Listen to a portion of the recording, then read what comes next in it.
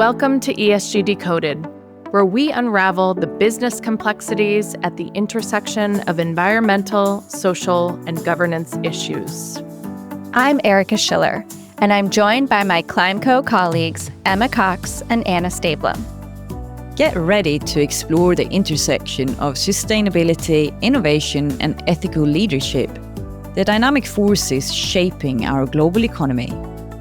From climate action to social responsibility, we're here to decode the ESG landscape by interviewing interesting leading figures across the globe that will empower you with actionable insights. Whether you're a seasoned practitioner or just embarking on your sustainability journey, this podcast is your compass for navigating the future of responsible business practices. Let's decode ESG together.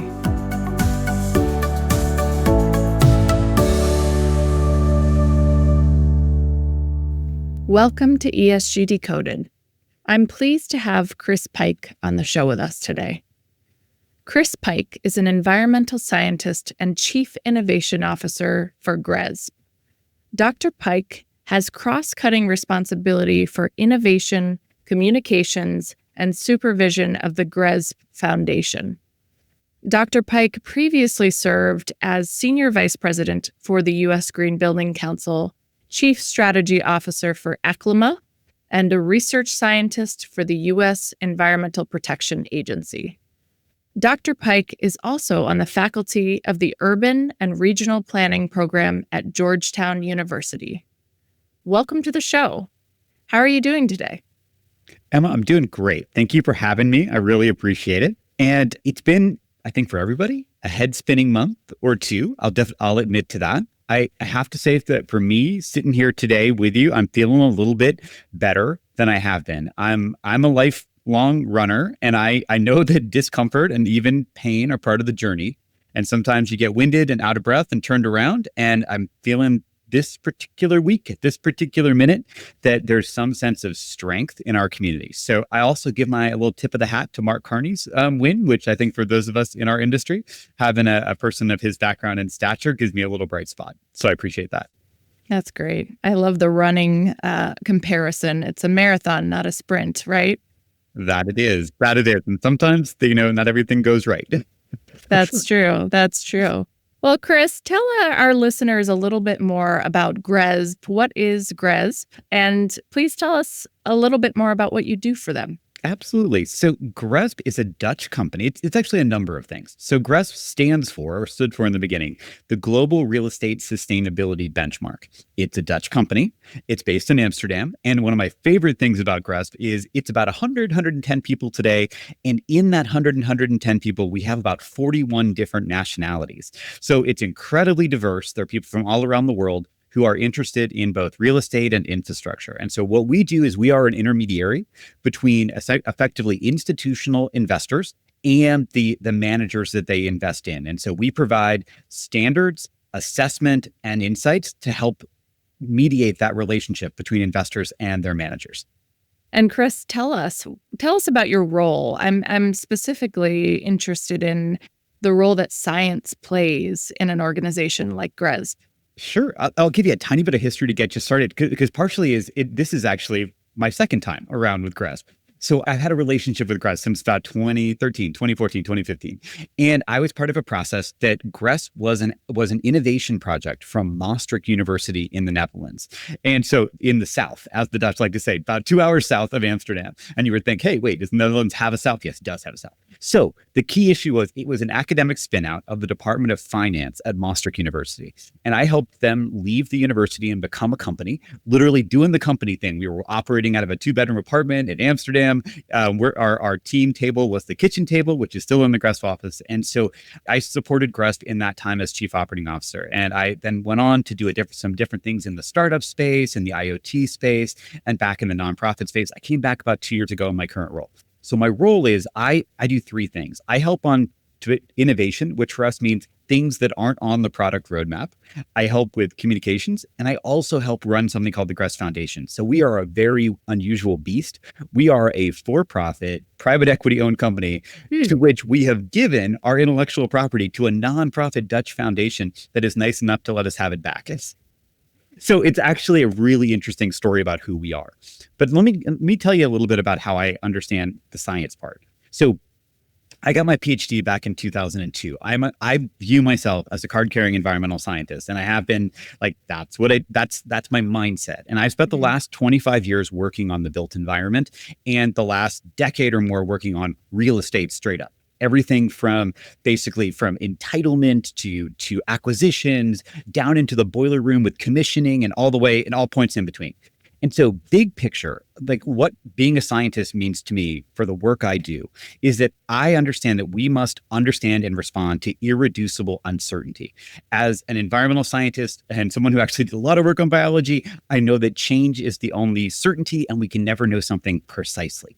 So what I understand is that the world is out there in terms of statistical distributions and relationships, ranges, abundances, frequencies, food webs, ecosystems. And I apply that stuff that I learned by looking at ice cores and tropical forests to understand the frequency with which we have efficient buildings or save water or conserve or resources through procurement. And so I see those patterns, those distributions in the markets we're serving. And what we're trying to do is create signals and interventions so that we shift those markets so that they are more efficient, more resilient, and ultimately less risky for investors and better for people in what we do. So at the core, I kind of believe that I'm studying the ecosystem of the built environment as realized through real estate, and we are trying to make these interventions that shift it to be a little bit better than it would be if we weren't here. That's a fascinating perspective, Chris, and I think very important perspective to bring to the built environment and real estate space. So tell us a little bit more. I'm curious, you think about real estate and the opportunity sustainability has in real estate, and I immediately think of the carbon footprint of real estate. Obviously, buildings are physical properties that take up space, use energy. What other opportunities are available to us within the built environment that maybe aren't as obvious? Can you share a little bit about that? It's a great question because I do what I do because I believe the built environment is different. I believe it is distinct. We are not, I love my colleagues who are working in consumer products or durables or cars or aerospace. That's great. But we work on the tangible places we live, work, and play. And to that end, we are an instrument. We're a nexus. The way I think about the built environment is it's less about scope 1, 2, and 3. We can play along. We can do that. But the reality is, how do you heat, cool? How do you plug stuff in? What is your mobility? How do you get from one place to another? What is it built out of? What do you eat? Where did you get it from? It's a set of things that the built environment is a nexus for, a point of influence or a point of control. Some of them are stronger and weaker. You could think about maybe 70, 80% of the economy is tied up in that nexus, right? We heat and cool our homes. We have vehicles or transit or whatever to get to and from those homes. We have to build them out of something. We have to do our lives. And so one of those differences, I think a lot of people, if you take a IPCC kind of lens, which I represented the US for residential and commercial construction, you take that lens and you come out and you think, okay, an average American household is, your average household, say 5 metric tons of CO2 a year. That is the stuff you buy, your gas, your electric, maybe your water, toss that in. Right, cool.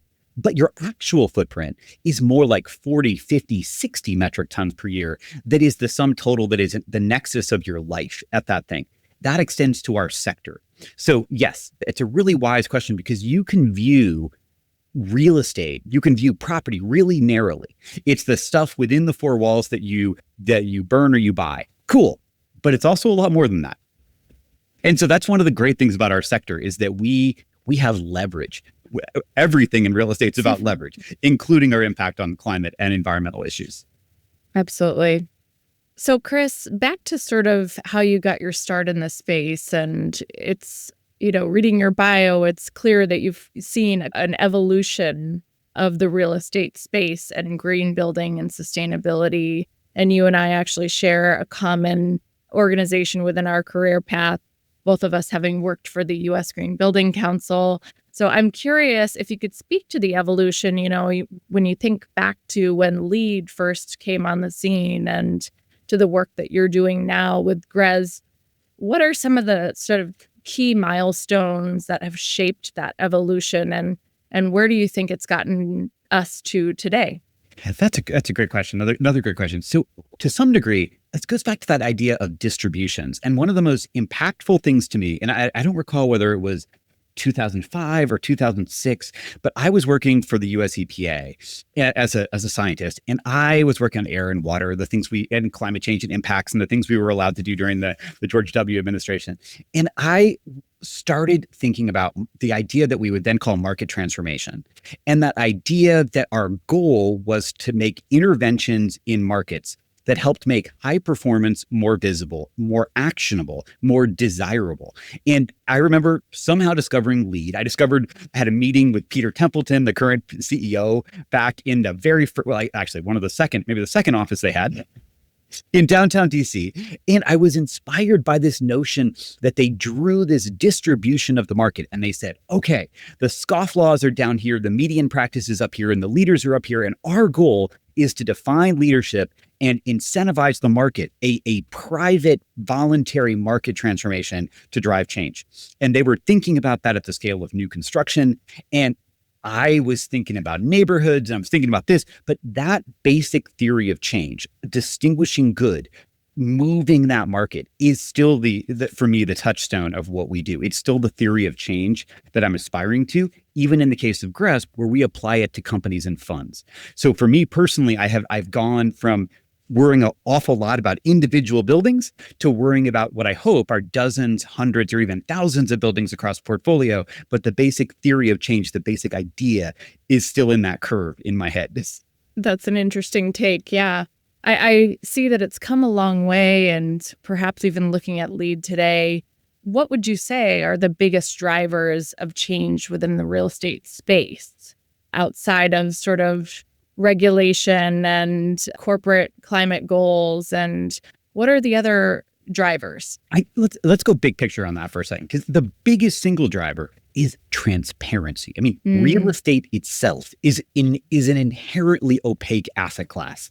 It never wanted to be transparent. And it is populated by people who are big personalities who believe themselves to be exceptional, because it takes guts to succeed in real estate. It really does. I get that. At the same time, that leads to a Lake Wobegon effect, where basically everyone thinks they're above average all the time.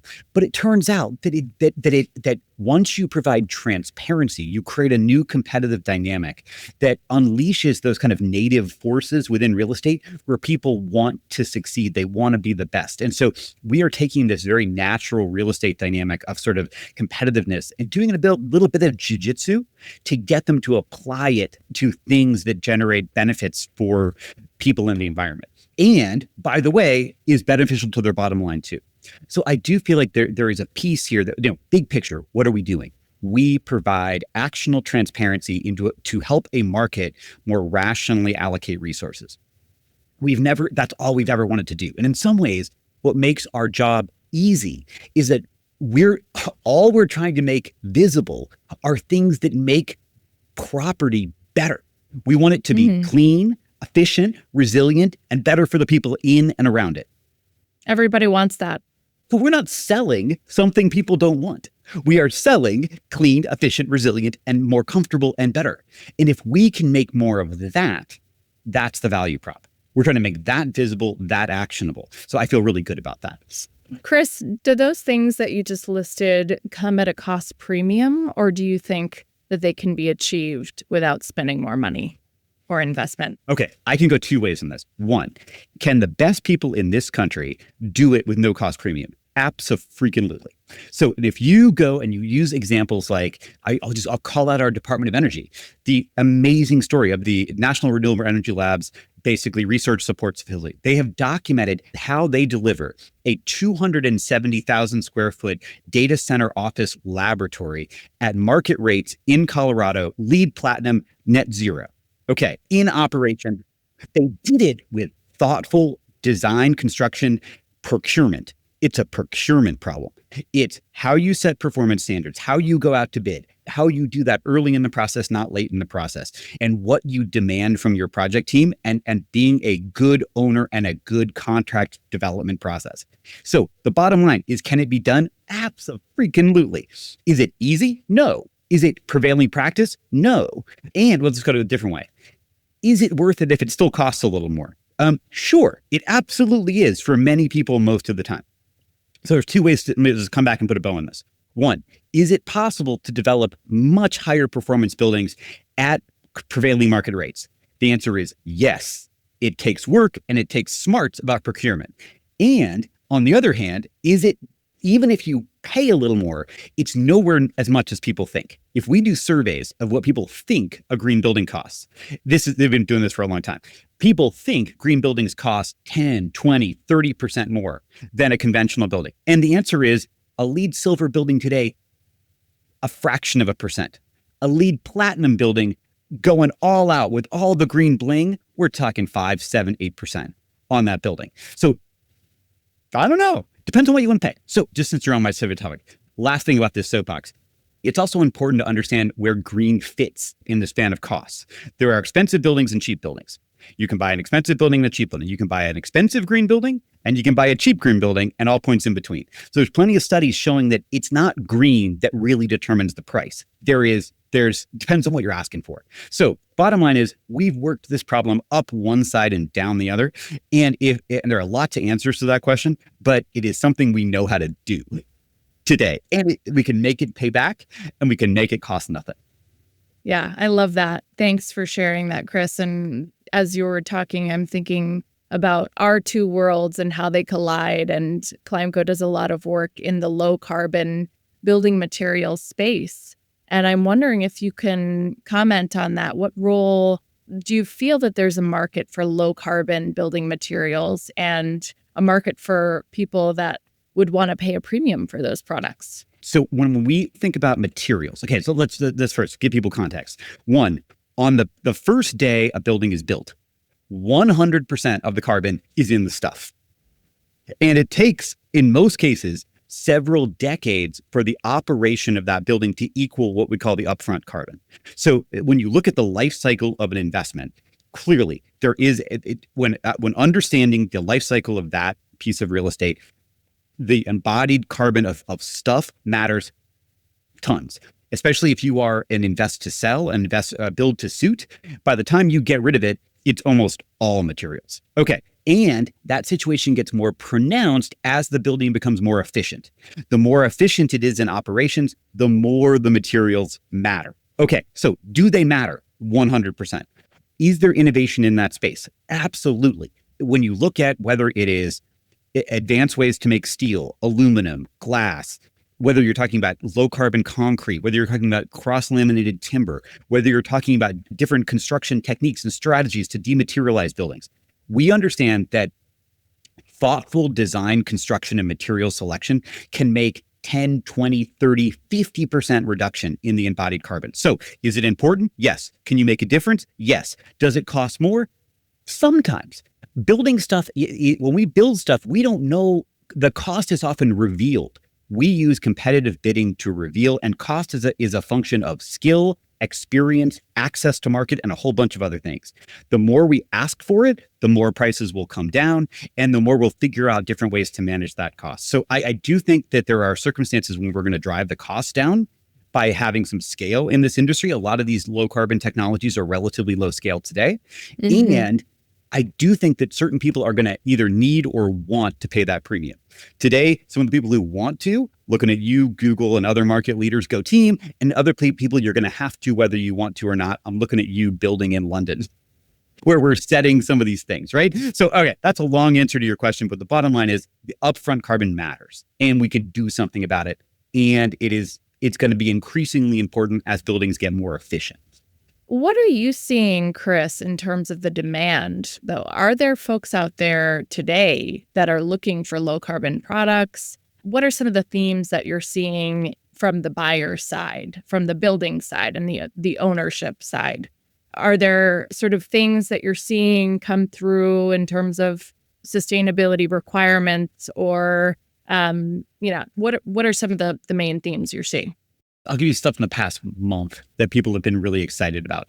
I will say that there's a whole chunk of the industry in the US that is, I will call them CLT curious. They are, that when it comes to things like cross-laminated timber, they are very curious about this technology. Relative to other construction methods, it appears to offer, it offers big carbon benefits. It may also offer, done the right way, big price and speed of construction benefits. So I'll say there's a whole raft of people who are not your normal greenies who are excited about CLT as a low carbon, low cost sort of whole pathway into low carbon materials. There's just energy on the street to talk about CLT. People want to do unprecedented things. Low carbon concrete is the perennial topic. And I think you look at places like the perennial leaders like San Francisco International Airport that have really been trying to raise the bar in specifying large commercial quantities of low carbon concrete. And I think that industry is going to turn the corner. And you look at just the infrastructure to communicate about low carbon materials, whether you were talking about the EC3 community or the EPDs or others, we just have a maturity with which this question is being asked and answered in the vendor community. It is now more possible to specify, to ask, to get the answers and to put it in there. I don't find it exotic. Like it is a issue of how, when, how much, not if. It's a speed thing at this point, in my view. Thank you for sharing those. Yeah, I think our listeners will find those themes interesting. So, Chris, I want to come back to your role at GRESB as the Chief Innovation Officer and talk to me a little bit about the innovation piece. What are you innovating? Can you give us an example of a project that you're working on or a group that you're working with, something to inspire us today? Absolutely. Let me tee that up in two ways. One, I'll start with good old IEA. Our friends in Paris at the IEA tell us that when it comes to innovation, 15% of the technology we need by 2030 is still in development. So we've got a big shelf that we can use, but we still need more. And by 2050, that 15% grows to 50%. So 50% of the solutions that we need to hit the IEA 2050 roadmap are not commercially scalable yet. Okay, so why do we need innovation? We need innovation is to bring these, we need to take the shelf we have now, put it to use, and then innovate so that when we get to 2030, when we get to 2050, we've got the shelf we need to go down these decarbonization pathways. That's why we need it. The second issue is understanding what innovation is. Innovation is not necessarily like Bunsen burners and beakers, like making something. That is true. That happens. And God bless the people who are doing that with CLT and doing that with concrete and doing that with glass. But when we can go old school and say that when we think of the diffusion of innovation, like there's this guy, Everett Rogers, the founder of the idea of diffusion of innovation back from the 50s and 60s. The idea is that innovation is the diffusion of a novel idea through a community. So what we're trying to do is take these new ideas. They may not be new to the universe, but they're new to a target market, new to an audience, and accelerate their rate of adoption, which is all green building ever was. It was not making a novel thing per se. It was increasing the uptake of the idea of green buildings within the community called architects, engineers, and construction professionals. So that's what innovation is. So to me, it's two things. It's one, we're looking at what we need. Two, what can we do to take the shelf and then accelerate its adoption into the markets we care about? And in our case, that's real estate and infrastructure. So that's what I think I'm doing for a living. But to your example about what gets me excited. So what constitutes an innovation in my world? So I'll give you maybe two little examples from this year. One, we introduced something small that is big. So we introduced the idea of energy efficiency scoring at the global scale. And you're like, oh gosh, aren't there a zillion ways to score energy efficiency? Why, yes, there are. But with GRESB, we operate with massive portfolios of investor real estate that are in 80 countries, divided across dozens and dozens of property types all around the world. So we leveraged a tool called ASHRAE 100. ASHRAE is a standard setter. They released in March an updated energy efficiency standard that covers a broader range of real estate, climate zones, all sorts of stuff. So the innovation for us was allowing GRESB to create a new pathway that recognized highly efficient buildings in climate zones all around the world. We created a win-win pathway that previously we had only recognized year-over-year improvement. Like, were you declining in absolute intensities over time? This year, for the first time, we'll score energy efficiency in an absolute level using ASHRAE 100. It's a small thing, but man, we are unlocking what we estimate is more than 800 companies will see their scores go up because we are recognizing a form of performance we didn't recognize before. Excited. So did we create ASHRAE 100? No. Are we bringing it to our marketplace on a global scale? Abso-freaking-lutely. That's what we're doing. So, okay, that's one. I'll give you another example, which is maybe a little more on brand. When we started GRESB, it was one size fits all. So basically, we applied the same set of indicators and metrics to every type of real estate. Over time, we've come to understand that different kinds of real estate have different performance needs and expectations and materiality and circumstances. So this year, we are partnering with an organization called iMasons and Climate Accord, which works in the data center space, to create a new sector-specific benchmark for data centers.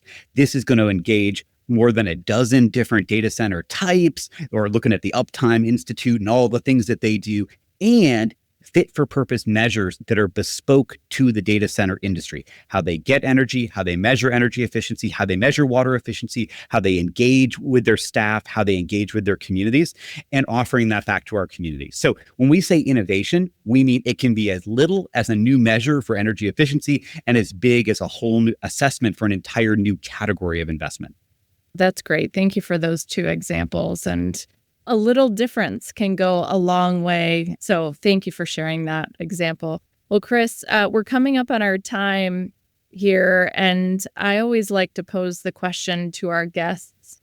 If there's a message that you would like to get out to our listeners, what would that be?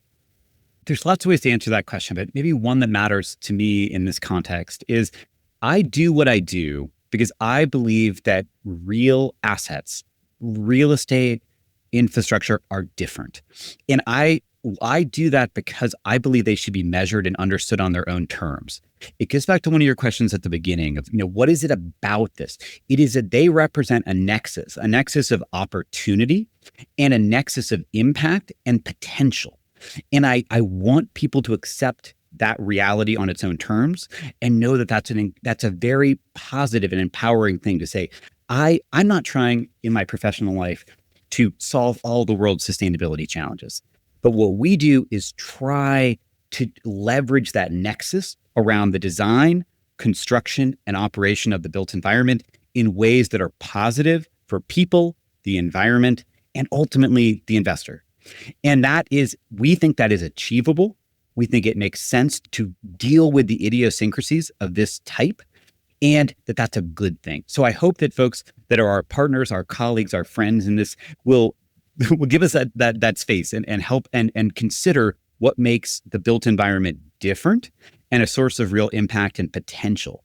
And that's how I get up in the morning. And that's why I'm grateful to work on the issue set that I get to work on. Thanks, Chris. It sounds like GRESB is truly a dot connector. And that's how Climeco thinks of ourselves too. So I just thank you so much for being on the show with me today and for sharing your perspective with our listeners. I'm sure our listeners have learned a lot today. So thank you for being with us. Thanks, Emma. Appreciate the opportunity.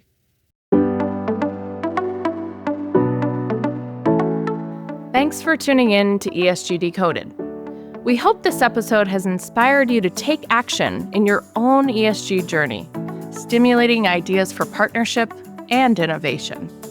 New episodes drop bi-weekly on Tuesday morning. Subscribe now on your favorite streaming platform to stay in the loop. Join the conversation on social media using @ESG Decoded or visit climeco.com for more resources. Until next time, keep decoding, keep innovating, and keep making a positive impact.